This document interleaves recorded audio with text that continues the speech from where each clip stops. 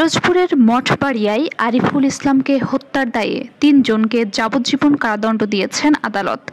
একই সঙ্গে প্রত্যেককে ১০,০০০ টাকা করে জরিমানা, অনাদায়ে আরও ৬ মাসের সশ্রম কারাদণ্ড দেওয়া হয়। মঙ্গলবার পিরোজপুরের সিনিয়র জেলা ও দায়রা জজ মোহাম্মদ মুজিবুর রহমান এ রায় দেন।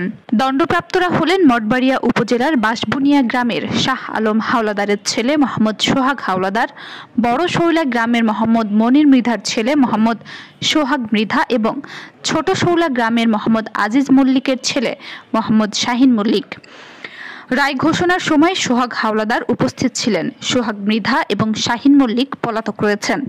আদালত সূত্রে জানা যায়, মঠবাড়িয়ার বড় শৌলা গ্রামের মোহাম্মদ আনোয়ার মিস্ত্রির ছেলে আরিফুল ইসলাম ২০১৮ সালের ১৪ এপ্রিল বিকেল ৩:৩০টার দিকে বাড়ি থেকে বের হয়ে আর ফেরেনি। স্বজনরা অনেক খোঁজাখুঁজির পর তাকে না পেয়ে ১৭ এপ্রিল মঠবাড়িয়া থানায় একটি সাধারণ ডায়েরি করেন। ১৮ এপ্রিল সকালে স্থানীয়রা বড় শৌলা খাল থেকে আরিফুলের মরদেহ উদ্ধার করে।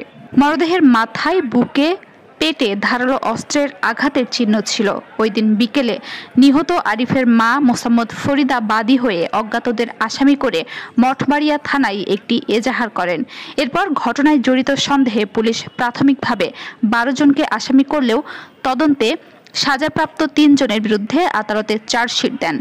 মামলায় রাষ্ট্রপক্ষের আইনজীবী ছিলেন পাবলিক প্রসিকিউটর আবুল কালাম আকন এবং আসামিপক্ষের আইনজীবী ছিলেন অ্যাডভোকেট আহসানুল কবির বাদল।